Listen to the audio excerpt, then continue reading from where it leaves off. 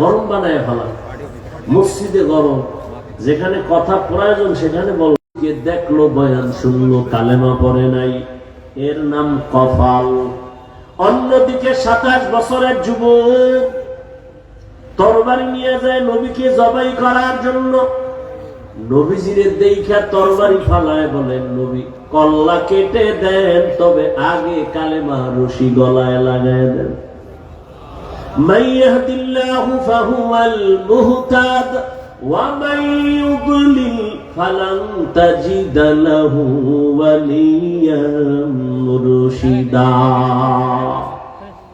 হেদায়েত আল্লাহ যাকে দিবেন পেয়ে যাবে, আর আল্লাহ যার হেদায়েতের দরজা খুলবে না। আমি হাফিজুর রহমান কেন স্বয়ং নবীর বয়ানও কপালে কালেমা আসবে না। হাতের মুষ্টির মধ্যে পাথর নিয়ে আবু জাহাল কয়, ভাতিজা আমার হাতে কি আছে বলতে পারলে এখন আমি কালেমা পড়বো, নবী মানবো। নবী বলেন, আমি বলতে পারি না। কেন পারো না? বলে, আমি গায়বের ইলম আল্লাহ দেন নাই, তবে হাতের মুষ্টিতে যা আছো একটু আওয়াজ দাও। পাথরগুলো কালেমায় শাহাদাত পড়া শুরু করলো। আবু জাহাল পাথরগুলো মাটির মধ্যে ফেলে বলে, ভাতিজা তুমি এত বড় জাদুকর আমি জানতাম না। এর নাম কপাল। কপাল যদি পড়ে যায় হেদায়েতের দরজা খুলবে না। আর কপাল যদি আল্লাহ খুলে দেয়, নবীকে জবাই করতে আসিয়াও কালেমা পড়ে, এর নাম কপাল। এরে আমার কলিজার যুবক, দুনিয়াতে আর কত মাইয়ার চরিত্র নষ্ট করলে তোর মনের আশা মিটবে? দুনিয়াতে আর কত রাত মোবাইলে কবিরা গুনাহ দেখা তোর আশা মিটবে? এত তাড়াতাড়ি তওবা করবি না তো কত গুনাহ করলে এরপরে তুই তওবা করবি? কত জীবন তুই পার্কে পার্কে দৌড়ানোর পরে তুই তওবা করবি, তোর আশা মিটবে বল? চোখের সামনে তো যুবকের লাশ, পানির নিচে লাশ, গাড়ির নিচে লাশ, ঘুমের বিছানায় লাশ। ওলামায়ে কেরামের কথা শুনলেন, আরে বাবা কয়দিন এই বাহাদুরি? করোনায় কত লাশ চলে গেল, ডেঙ্গুতে কত লাশ চলে গেল, এই ছাত্র জনতার আন্দোলনে কত লাশ চলে গেল। ও আল্লাহর বান্দা, তুমি সুস্থ, এটা বাঁচার গ্যারান্টি না। অসুস্থ রোগীর সামনে সুস্থ মানুষ মরে যায়, অসুস্থ রোগী অনেক দিন থাকে। আল্লাহর কাছে জবাব দেওয়ার ভয় অন্তরে জমা করে নাও। আল্লাহ বলেন, ইয়া আইয়ুহাল্লাযীনা আমানুত্তাকুল্লাহা হাক্কা তুকাতিহি ওয়া লা তামুতুন্না ইল্লা ওয়া আনতুম মুসলিমুন।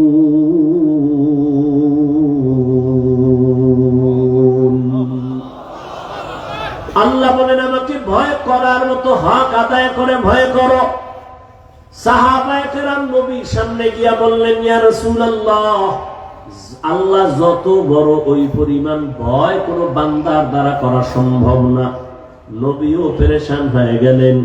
জিবরাইল আমিন আসলেন আল্লাহর অর্ডারে আয়াত নিয়া, নবীর গিয়া জানায় দাও, ইত্তাকিল্লাহা মাস্তাতাতুম, আমার হক আদায় করার দরকার নাই, বরং বান্দা যেন তার সাধ্য মতো আমি আল্লাহর ভয় অন্তরে নিয়ে চলে।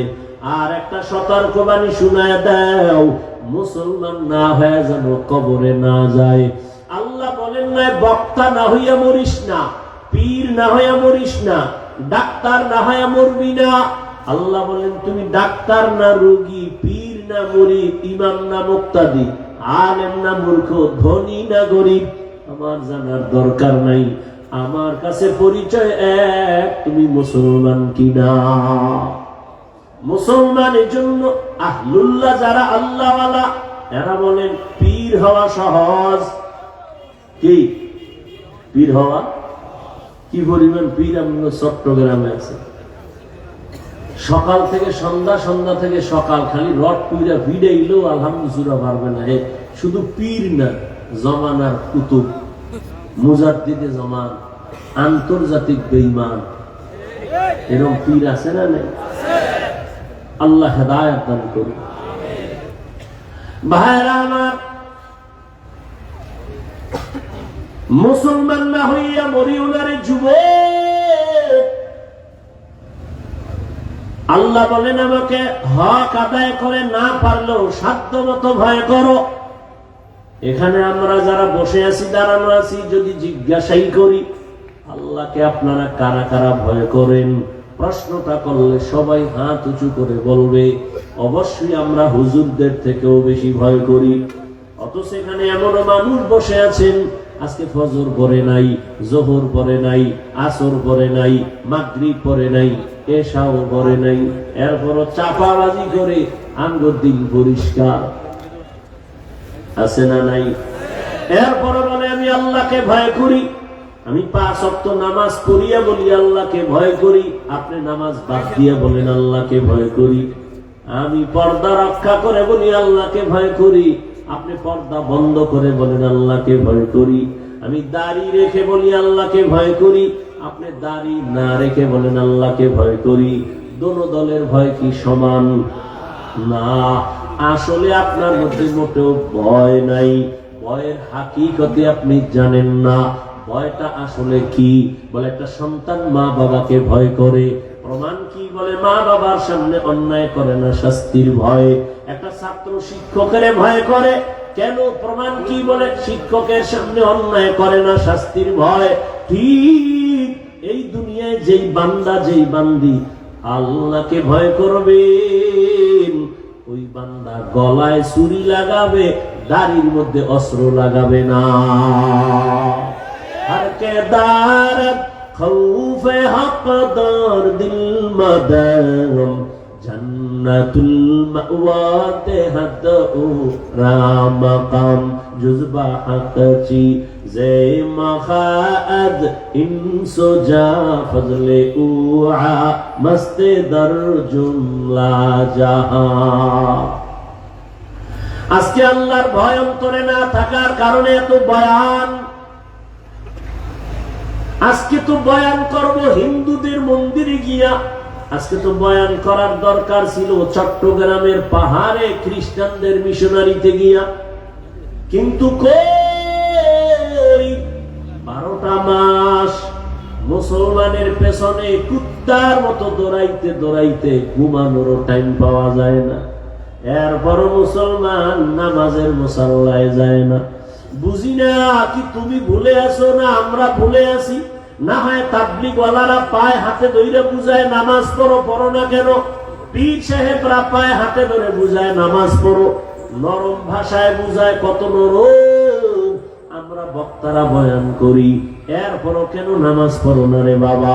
আসলে কি তুমি মনে করছো আমরা ভুলে আছি? একটা প্রমাণ দেখাও। কারণ উলামায়ে কেরামের যত কথার পাওয়ার, মূল পাওয়ার হাউস হলো কোরআন শরীফ, আল্লাহর কোরআন। এই কোরআন আল্লাহ একজন আছেন, প্রমাণ কোরআন। জান্নাত আছে, দলিল কোরআন। জাহান্নাম আছে, দলিল কোরআন। গুনাহ করলে জাহান্নামে যাবে, প্রমাণ কোরআন। নেক আমল নিয়ে গেলে জান্নাত পাবে, প্রমাণ কোরআন। ওই কোরআনে যদি ভুল থাকে তো সবই ভুল। একটা ভুল বের করে দাও, আমি এখন দাড়ি কেটে ফেলবো, শার্ট প্যান্টাই লাগায় রাস্তায় নাচ গান করবো। তুমি কেন 1500 বছর পর্যন্ত কত পণ্ডিতেরা ভুল বের করার অপচেষ্টা করিয়াও একটা ভুল বের করতে পারে নাই, বরং বহু বিধর্মীরা কালেমা পড়ে মুসলমান হয়ে গেল। ও আল্লাহর বান্দারা, তাহলে সমস্যাটা কোথায়? তুমিও মুসলমান, আমিও মুসলমান রে যুবক। তোমার আমার আল্লাহ দুই না এক? বুঝে শুনে কইও, প্যাস লাগাইও না। ও যুবক বাবা বলো, তোমার আল্লাহ আমার আল্লাহ, তোমার আমার নবী, কোরআন, হাদিস, কাবা, ধর্ম, কালেমা, দুনিয়াতে আসছি তাও কিন্তু এক। বিদায় বেলা কাফনের সংখ্যা হবে এক। আমারও 3 কাফন, তোমারও 3 কাফন। নাকি আমি একটা বক্তার সম্মানে বাড়ানো হবে? তুমি রিক্সা ড্রাইভার, গরিব হওয়ার কারণে একটা কাফন কম হবে? আমারও 3 কাফন, তুমিও 3 কাফনে পেঁচায় পড়বা, কালার হবে আলাদা। কি কালারও এক। কাফনের উপরে লেখা থাকবে বড় হুজুরের লাশ, হ্যাঁ, এত মাস্তানি কেন, এত ভাব কেন? আজ আমি বক্তা বক্তা ভাব, তুমি টাকার ক্ষমতার ভাব। কাফনে যেদিন ঢুকবা সেদিন সব বাহাদুরি বন্ধ হয়ে যাবে। কে ধনী, কে গরিব, কে আলেম, কে মূর্খ, কে ইমাম, কে মুক্তাদি, কাফনে লেখা থাকবে? সব লাশগুলো একাকার হয়ে যাবে। কবরের সাইজও হবে এক, কবরে রাখার পরে প্রশ্ন হবে তিনটে, তাও এক। রবের পরিচয় দাও, ধর্মের পরিচয় দাও, রাহমাতুল লিল আলামিনের পরিচয় দাও। নবী বলেন যারা এই তিন প্রশ্নের জবাব দিবে তাদের কবর হবে রওজাতুম মির রিয়াজিল জান্নাহ। আর যারা জবাব দিতে পারবে না তাদের কবর হবে হুফরাতুম মিন হুফারিন নার। কে জবাব দিতে পারবে? হুজুরেরা গ্যারান্টি নাই। যদি হুজুরেরা জবাব দিতে পারার গ্যারান্টি থাকতো, জান্নাতের টিকিট হাতে পাইয়া সাহাবায়ে কেরাম জীবনভর কান্না করতেন না। রহমতের নবী বলেন আমি তো আয়েশার হুজুরায় এশার নামাজ পড়ে ঘুমায় গেছি। আমি ঘুমাইলে শুধু চোখ আমার বন্ধ, অন্তর আমার ঘুমায় না। আমার মাথার পাশেই তো আমার মসজিদে নববী। হঠাৎ ঘুমের মধ্যে গভীর রাত, কানের মধ্যে কান্নার আওয়াজ আসতেছে। এই রাতের বেলা কে কান্না করে? আমি সজাগ হইয়া নজর করে দেখলাম আমার মসজিদের মধ্যে কে যেন নামাজে দাঁড়ায় কান্না করে। আমি আস্তে উঠলাম, উঠা বের হয়ে গেলাম। ভিতরে তাকাইয়া দেখি জান্নাতের 1 নাম্বার সাহাবী আমার আবু বকর গভীর রাতে নামাজে দাঁড়ায় দাঁড়ায় কান্না করে। আমি নবী অপেক্ষা করলাম। আবু বকর নামাজ শেষ, আমাকে দেখে আশ্চর্য। আমি জিজ্ঞাসা করলাম আবু বকর আপনি নামাজে দাঁড়ায় কাঁদলেন কেন গভীর রাতে? আবু বকর বলেন ইয়া রাসূলুল্লাহ, আল্লাহর আদালতে দাঁড়াইয়া হিসাব দেওয়ার ভয় আমি কান্না করেছি। কিয়ামতের ময়দান আপনিই তো বয়ান করেছেন, সব নারী পুরুষ উলঙ্গ দাঁড়াবে, সূর্য মাথার উপরে নেমে আসবে, জাহান্নামের গরমের তাপ, নবীরা পর্যন্ত কান্না শুরু করবেন, এত কঠিন হবে হালাত। ওই সময় আল্লাহ যদি আমারে ডাকেন আর বলেন আবু বকর জাহান্নামের দরজা থেকে দইরা তোমারে জান্নাতের টিকিট হাতে দিছি, বলো আমার কাছে কি নিয়ে আসছো? আমি যদি বলি আল্লাহ তোমার মোহাব্বতে নামাজ পড়ছি, তেলাওয়াত করেছি, জিকির করেছি, এই আমল নিয়ে আসছি। আল্লাহ যদি বলে ফেলে আবু বকর তোমার আমল আমার কাছে পছন্দ হয় নাই, আমার জান্নাত আমারে দাও, তোমার আমল নিয়ে জাহান্নামে যাও। জাহান্নামের ভয়, আমার হাতে জাহান্নামের হ্যান্ডকাপ লেগে যাবে। সাহাবায়ে কেরাম জান্নাতের টিকিট পাইয়া যদি নামাজে দাঁড়ায় সারা জিন্দেগি কান্না করেন, তুমি আমি কে? তোমার আমার তো কোনো হিসাবই নাই। তুমি আমি মাওলানা দাবি করি, কিন্তু না আসলে আমি মানুষই হইতে পারি না। হ্যাঁ মাওলানা হইছি ঠিক, আমার সার্টিফিকেট আছে মাওলানা, এটাও ঠিক। তুমি মুফতি সাহেব, এটাও ঠিক। তবে ভালো করে বুঝো, একটু আগেই বলেছি আল্লাহ কিন্তু বলে নাই মাওলানা না হইয়া কবরে আসবা না, মুফতি সাহেব না হইয়া মরবা না। আল্লাহ বলে তোর মুফতিগিরির দাম নাই, মাওলানাগিরির দাম নাই, আমার কাছে আসার আগে মুসলমান হইয়া কবরে আসবা। মুসলমান হইয়া মরার ব্যাখ্যা কি? আল্লাহ মুমিনকে বলেন মুসলমান হইয়া মর, কোন বেঈমানকে বলেন নাই। ওরে মুমিন আমরা যারা এখানে মুমিন প্লাস মুসলমান, আবার আমাদের কেন বললেন মুসলমান হইয়া মরো? এই কথা বলার কারণ কি? মুমিন তো আমরা মুসলমান সব এক, আবার আল্লাহ কেন বললেন ও মুমিন মুসলমান হইয়া মরো? তাহলে কি আমরা মুমিন হইছি, মুসলমান হইতে পারি নাই? কেমন কেমন যেন একটু প্রশ্ন। আবার এক আয়াতে আল্লাহ বলেন ইয়া আইয়ুহাল্লাযীনা আমানু দুখুলু ফিস-সিলমি কাফা ওয়া লা তাত্তাবিউ খুতুওয়াতিশ শাইতান ইন্নাহু লাকুম আদুউম মুবিন।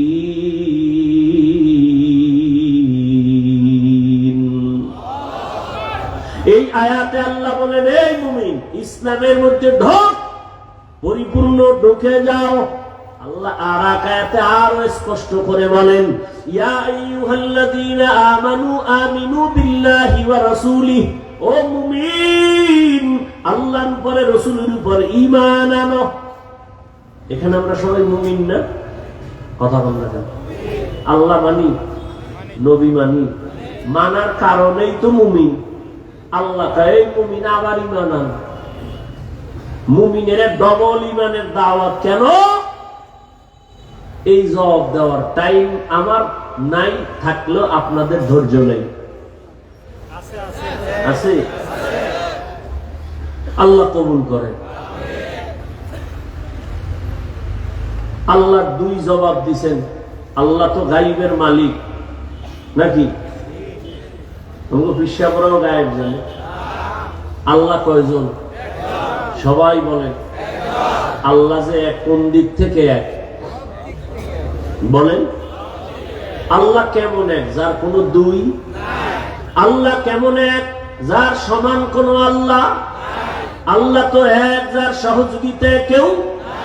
আল্লাহর ক্ষমতার মতো কারো ক্ষমতা। আল্লাহর স্পেশাল কিছু গুণ আছে, এই গুণ আর কারোর মধ্যে। কেউ যদি মনে মনে ভাবে আল্লাহর গুণ আরো কারোর মধ্যে আছে, স্পেশাল গুণটা আরো কারোর মধ্যে আছে, মনে করার নাম শিরিক। যারা মনে করবে তাদের নাম হলো মুশরিক। মুশরিকদের জন্য আল্লাহ জান্নাত হারাম করে দিয়েছেন।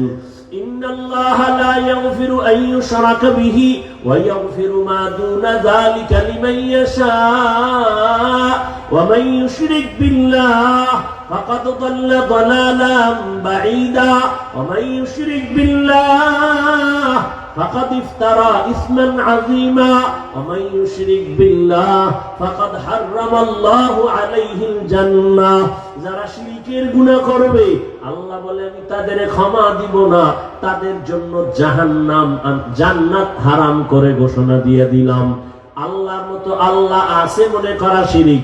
আল্লাহর গুণের মতো কারো গুণ আছে মনে করার নাম শিরিক। যারা মনে করবে তাদের নাম মুশরিক। আল্লাহর স্পেশাল একটা গুণ হলো আল্লাহ গায়বের মালিক। কুল্লা ইয়ালামু মান ফিস সামাওয়াতি ওয়াল আরদিল গায়বা ইল্লাল্লাহ। আল্লাহ বলেন হে নবী জানায়া দেন আসমানের বাসিন্দারা কেউ গায়ব জানে না। ও নবী জানায়া দেন জমিনের বাসিন্দারা কেউ গায়ব জানে না। কে জানেন? একমাত্র আল্লাহ। এরে নবীর উম্মত ভালো করে বুঝো, আল্লাহ পাক রব্বুল আলামিন বলেন আমি আল্লাহ এক, আমি আল্লাহর সাথে আর কারো অংশীদারিত্ব নাই। এরে নবীর উম্মতের দল, আল্লাহ পাক বলেন আমি গায়েব জানি। একটা পর্যায়ে আসবে আমার আখিরি নবীর উম্মতের মাঝে আমি আমি আমি আমি ভাব নিয়া বেঈমানের সাথে মোকাবেলা করার তুলনায় নিজেরা নিজেরা ঝগড়া করবে বেশি। আমরা বেশি বেশি করি না? আমরা নিজেদের মধ্যে তর্ক বেশি। আজ আমরা যদি একটু তর্ক বন্ধ করে সব যদি এক হাতে হাত রাখতাম, কিছু লাগবে না, আন্দোলনও লাগবে না, স্লোগানও লাগবে না, শুধু এক ময়দানে যদি সব আলেম আসতো, এটা দেখাই বেঈমান আর নাস্তিকদের ঘুম হারাম হয়ে যাইত। আল্লাহ জানেন শেষ জমানায় মানুষ আমার উম্মত নবীর উম্মতের মাঝে মুমিনে মুমিনে ঝগড়া করবে, রক্তক্ষয়ী সংঘর্ষ লাগাবে, নিজেরা নিজেরা অহংকারী ভাব নিয়ে। কি কইব? কইবে নবী কাফেরের কাছে দাওয়াত দিছে, তোমরা মুমিন হইয়া কেন মুমিনের দাওয়াত দাও? এরকম ঝামেলা আছে না নাই? চট্টগ্রামে নাই? নবী দাওয়াত দিছে কাফেরের কাছে, ও তাবলীগওয়ালারা তোমরা এক মুমিন আর এক মুমিনের কেন কালেমার দাওয়াত দাও? আল্লাহ কয় আমার কোরআন থেকে জবাব নিয়ে যাও। আমি আল্লাহ মুমিনকে ডবল দাওয়াত দিলাম, ইয়া আইয়ুহাল্লাযীনা আমানু আমিনু বিল্লাহ। আল্লাহ যদি মুমিনকে আবার ইমানের ডবল দাওয়াত দিতে পারে, আমরা মুসলমান কেন মুসলমানের দাওয়াত দিতে পারবো না? আমি তো বসাই বললাম আজকে বয়ান করব হিন্দুদের মন্দিরে, খ্রিস্টানদের গির্জায়। 12 মাস মুসলমানের পেছনে দৌড়ায়, ঘুমানোর টাইম নাই। এরপরও লাইনে রাখা যায় না, এরপরও লাইনে রাখা যায় না। বিধর্মীরে দাওয়াত দিব কখন? আর এই প্রশ্ন যারা অনর্থক করে এরাও কিন্তু প্রশ্নের সাথে মিল নাই। যারাই প্রশ্ন করে এরাও কিন্তু মুসলমানের দাওয়াতি মজলিসে বসে এই প্রশ্ন উঠায়। তোমরা হিন্দুদের মন্দিরে গিয়ে যদি দাওয়াত দিয়ে কইতে আমরা হিন্দুদের মন্দিরে আসছি, তোমরাও যাও, তোমরা কেন মুসলমানের দাওয়াত দাও? এই যে বললাম, যেই মুসলমান আপনার আল্লাহ আমার আল্লাহ এক, নবী এক, কোরআন এক, কাবা এক, ধর্ম এক, কালেমা এক, সব এক, অথচ আপনারা অনেক ভিআইপি জগতের মুসলমান। কেন? আমি মাথায় টুপি না দিলে লজ্জা পাই। ও নোয়াপাড়ার মুসলমান, তুমি কেমন? তুমি টুপি দিতে লজ্জা পাও, তুমি কত ভিআইপি মুসলমান। আমি দাড়ি কাটতে লজ্জা পাই, তুমি দাড়ি রাখতে লজ্জা পাও। তুমি কত বড় ভিআইপি মুসলমান। কোন জগৎ থেকে তোমার আল্লাহ আলাদা বানাইছে? আমি নামাজ না পড়লে লজ্জা পাই, তুমি কেমন মুসলমান? নামাজ পড়তে গেলে লজ্জা পাও। ও যুবক, আমি দাড়ি কাটতে লজ্জা পাই, তুমি দাড়ি রাখতে লজ্জা পাও। শুধু কি লজ্জা পায়, আবার উল্টা আমগো প্রশ্ন দিয়ে আটকানের লেগে বয়ে থাকে। দাড়ি না রাখলে অসুবিধা কি? টুপি না পরলে অসুবিধা কি? কত বড় বেয়াদব! যেটা মুসলমান রসুলেরা উম্মত হইয়া দাড়ি রাখতে পারে না, নামাজ পড়তে পারে না, সে দিল নরম কইরা হুজুরে রেখে, হুজুর নবীর আদর্শ মানতে পারিনি, একটু দোয়া কইরেন, চেষ্টা করুন। এটা না আদব? কত বড় বেয়াদব হইলে অন্তরের মধ্যে প্রশ্ন রেডি রাখছে, হুজুরে জিগাইলি আমি প্রশ্ন ছুড়ে দিব। টুপি না পড়লে অসুবিধা কি? দাড়ি না রাখলে অসুবিধা কি? আমার নবী যদি কয় তোর মতো বেয়াদব, আমি মুহাম্মাদের উম্মত স্বীকার না করলে কি অসুবিধা কি? তুমি মুসলমান, তোমার অন্তরে এই প্রশ্ন আসে কিভাবে?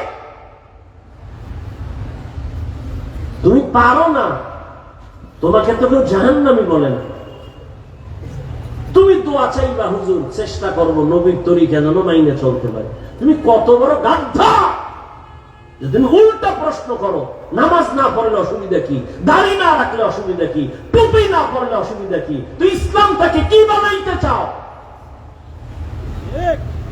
তামাশা মনে করেছো ইসলাম? খেলনা মনে করেছ? ইসলামটাকে খেলনার পাত্র বানিয়েছ? মুসলমানের সন্তান কই পেয়েছ দুঃসাহস? কোন বেঈমান আর মুনাফিক তোমাকে এই প্রশ্ন শিখাই দিয়েছে? কিসের মুসলমান তুমি? গৌর গোবিন্দ সিলেটের জমিনে ওই বেঈমানের মোকাবেলা করতে তো বেতের বাড়ি লাগে নাই।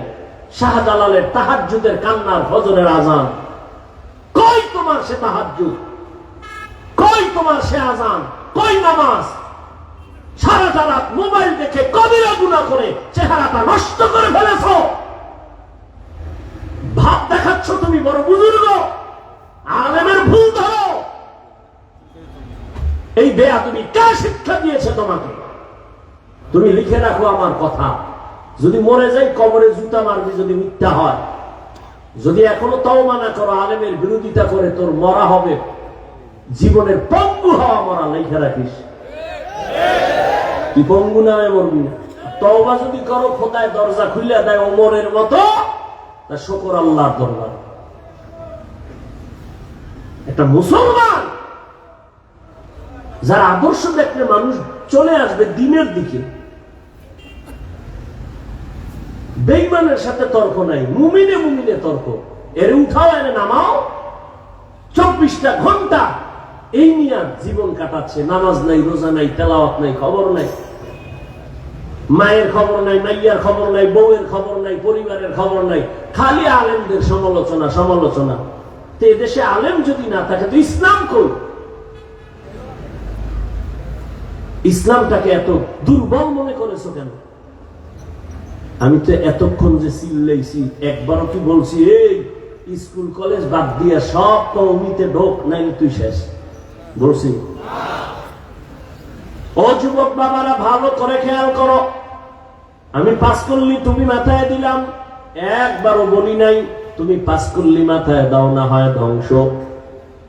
আমি কওমি মাদ্রাসার সন্তান, আমি তাবলীগের লাইনের সন্তান, আমি পীরের মুরিদ।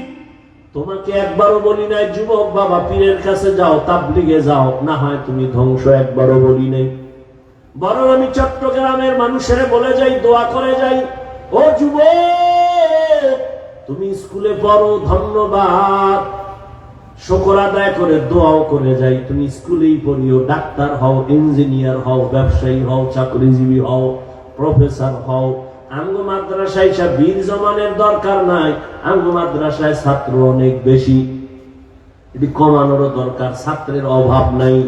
কলেজ ভার্সিটি বন্ধ করে মাদ্রাসায় আসার কোনো যুক্তিকতা নাই। বরং তুমি ওখানে লেখাপড়া করে ডাক্তার হও, ইঞ্জিনিয়ার হও, প্রফেসর হও, ব্যবসায়ী হও, চাকরিজীবী হও। তবে একটা দাবি, বেয়াদব জীবনে হইও না রে বাবা। যদি তুমি মা বাবার সাথে বেয়াদবি করে বরদোয়া নাও, পঙ্গু হয়ে যাবা, তোমার জীবন নষ্ট। তুমি যদি বেয়াদবি করিয়া ডাক্তার হও, ডাক্তার হইলে তুমি বেয়াদবি মার্কা ডাক্তার যদি হও, তুমি তাসলিমার মতো জুতা খায়া পালানো ছাড়া উপায় হবে না।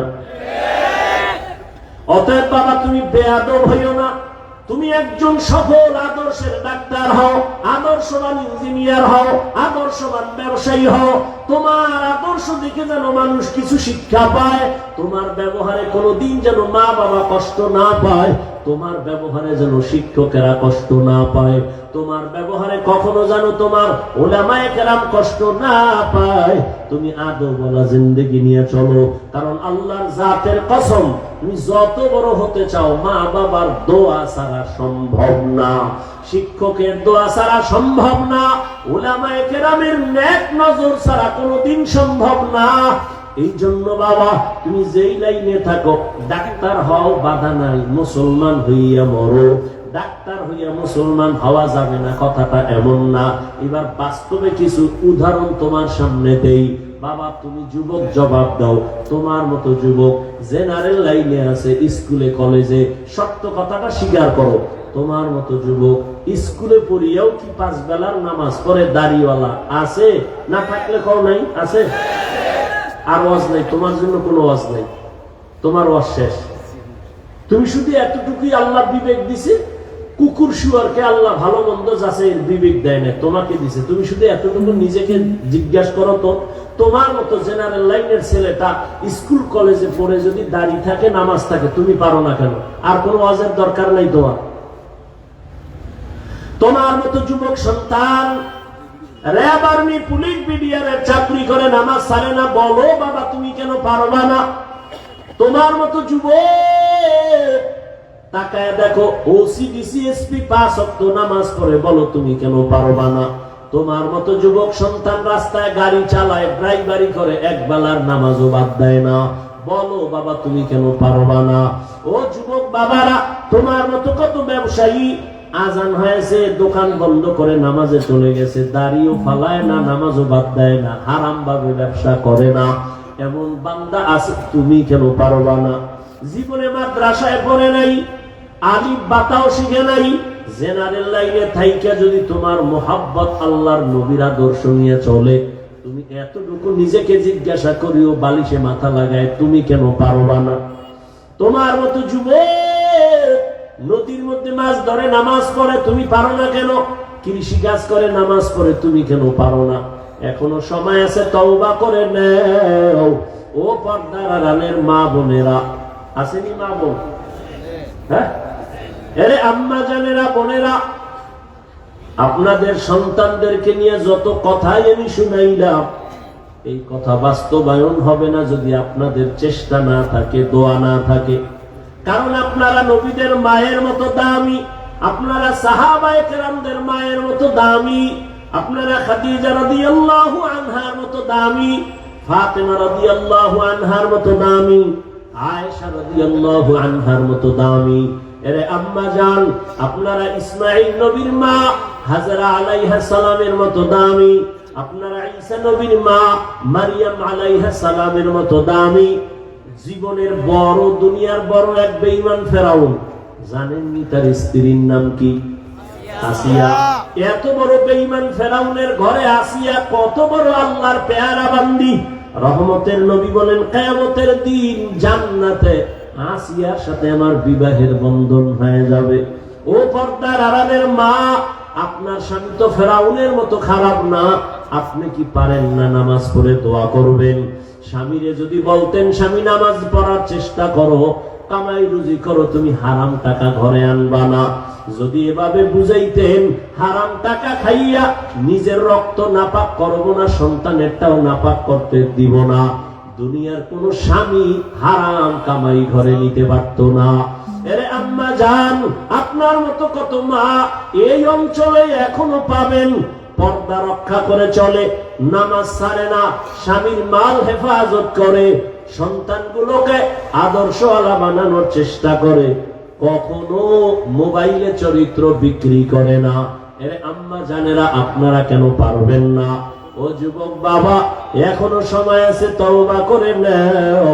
জীবনে তো কম নামাজ ছাড়লা না, মনে চাইছে পার্কে যাবা, দৌড়ায় গেছো, কেউ বাধা দিছে ফিরো নাই, মনে চাইছে গুনাহ করবা করেছো, বাধা মানো নাই, মনে চাইছে নামাজ পড়বা না, পড়ো নাই, হাজার মানুষ বুঝাইছে নামাজ পড়ো নাই, আর কত বাহাদুরি করবা? এখনো সময় আছে, তওবা করে নাও।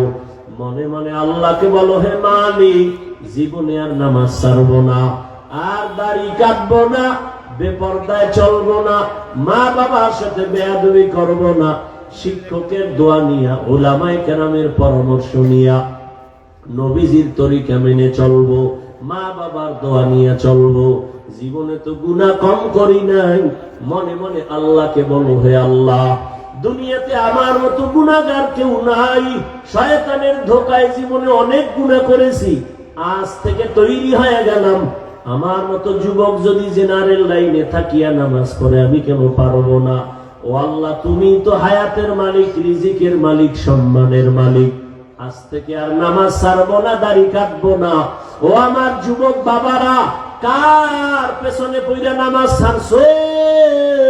কার কিছু টাকা পাওয়ার জন্য কার পেছনে ঘুরে গিয়া দাড়ি কাটছো? ও তো তোমার বন্ধু না, স্বার্থে আঘাত লাগলে তোমাকে চিনবে না, ওর পেছনে পড়ছো। তুমি আজ অসুস্থ হয়ে গেলে তোমার মোবাইলের নাম্বারটা ডিলিট করে ফেলবে, জীবনে তোমার সাহায্য আর আসবে না, দল থেকে নাম কাটবে, কল্লা পর্যন্ত কেটে দিবে। কার পেছনে পড়িয়া 2 টাকা পাওয়ার লোভে নামাজ হারাইছো, দাড়ি কাটছো, বেপরদায় চলতেছো, এরা সব ধান্দাবাজার, চান্দাবাজ, এরা তোমার আপন কোন বন্ধু না। এই দুনিয়ায় তোমার আপন বন্ধু উলামায়ে কেরাম। ওই উলামায়ে কেরামের দোয়া নিয়ে সামনে আগাও। ওরে তুমি বিপদে পড়লে কেউ নাই, কেউ যাবে না, কিন্তু উলামায়ে কেরাম কলিজা ভরে দোয়া করবে, কোনদিন বদদোয়া করবে না। এখনো সময় আছে, তওবা করে নাও। রিজিকের মালিক কে? আল্লাহ। তাহলে কার পিছনে ঘুরে নামাজ ছাড়ছো?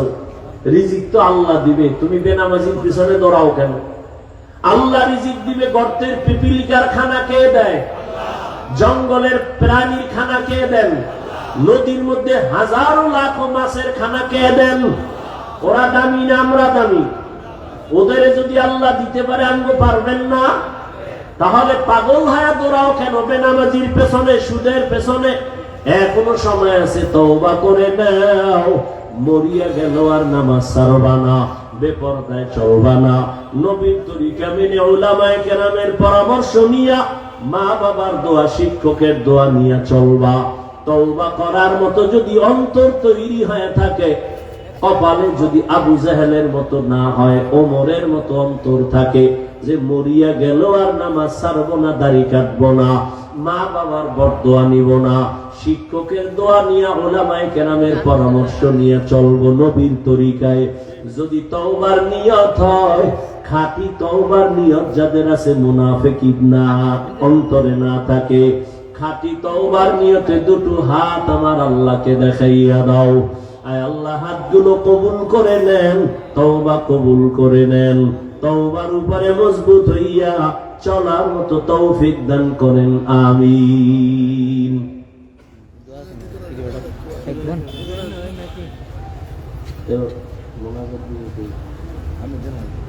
তো আমি দোয়া করি আল্লাহ আমার প্রত্যেকটা যুবককে কবুল করে, আমিন। নামাজ পড়া লাগবে তো ইনশাআল্লাহ, সপ্তাহে একদিন, সব সময়। আল্লাহ কবুল করেন, তওবার উপরে চলতে পারি, আদব নিয়ে